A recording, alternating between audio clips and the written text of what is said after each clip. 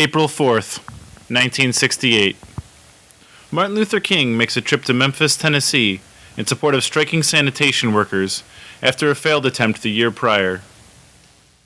What do we know about this trip?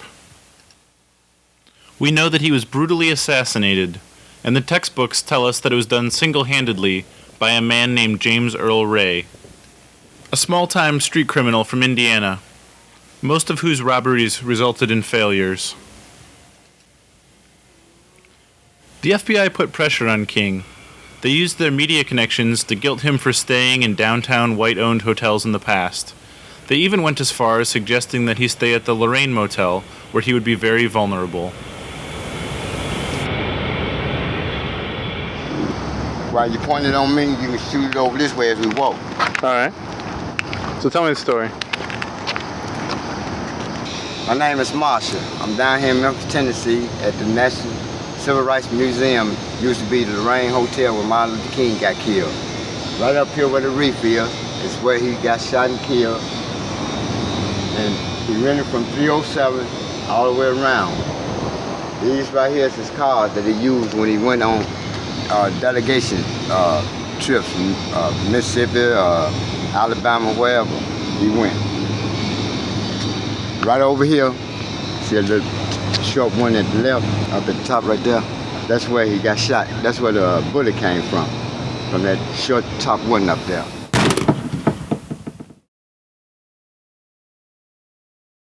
The official story is so official that it rarely goes challenged.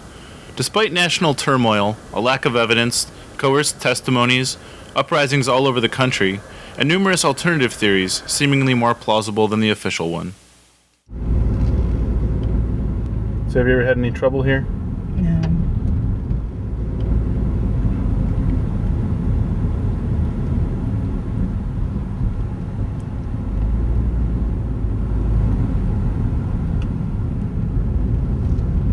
No, except for that one time when we were In the power basement? plant, yeah. That's about it. And we just waited it out. Yeah.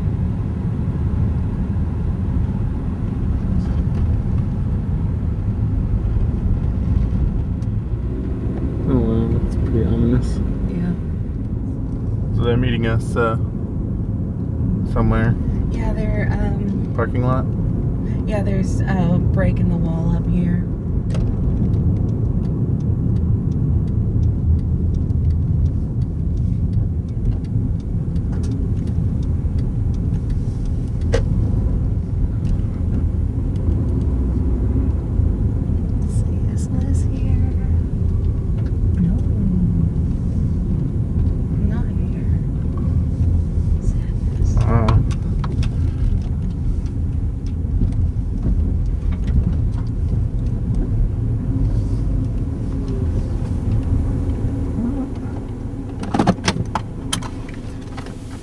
In June of 2006, I was sweating on the couch in Nashville, Tennessee, reading William Bradford Huey's He Slew the Dreamer, a book about the assassination of Martin Luther King, presenting a very biased account that James Earl Ray had acted alone, and that all other theories were implausible.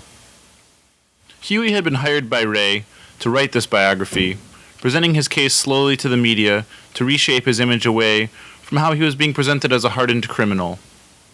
Instead, Huey published detailed reports of Ray's every movement, giving the public and the prosecution a chance to see and fine-tune their case against his arguments in court. Ultimately, this leak pressured Ray to plead guilty, avoiding the death penalty. Over the years, I've read virtually every book published about the Martin Luther King assassination. I've developed my own opinions, but the point that I've continually come back to is, we don't really know what happened. Because of this, I was very excited when I received a phone call from Cerebellum offering to take me to the old Tennessee State Prison. It was there, after all, that James Earl Ray lived most of his life. In the mid-90s, the prison was shut down because the cells were illegally small for the state's regulations. It's rare that we see what could loosely be defined as prison justice, when most of the time, bodies of government look the other way when the treatment of prisoners is concerned. But James Earl Ray had bigger problems than cramped cells. He badly needed an organ transplant that had been continually denied to him. He was kept under extreme lighting 24 hours each day that was made to resemble daylight. It was under these conditions that he wrote his autobiography.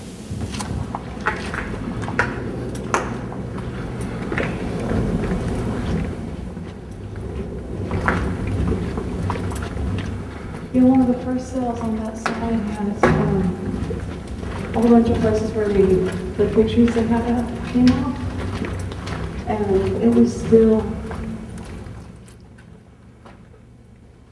there when we came here.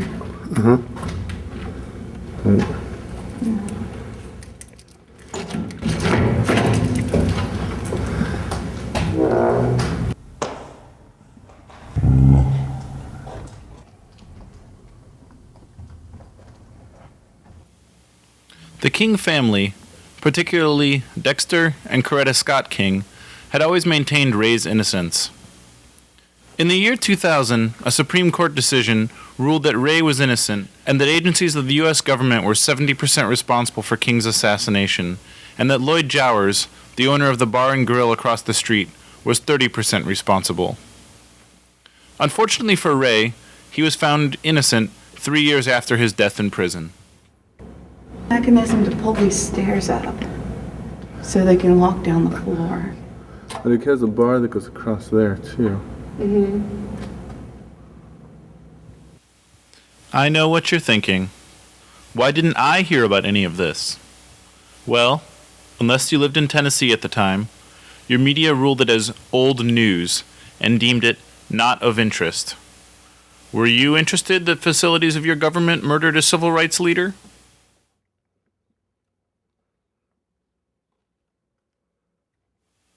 Just before our visit to the prison, the state of Tennessee had reinstituted the death penalty. Seemingly for the political reasons surrounding this, the death row section of the prison had been locked down tighter than it ever had been in the past.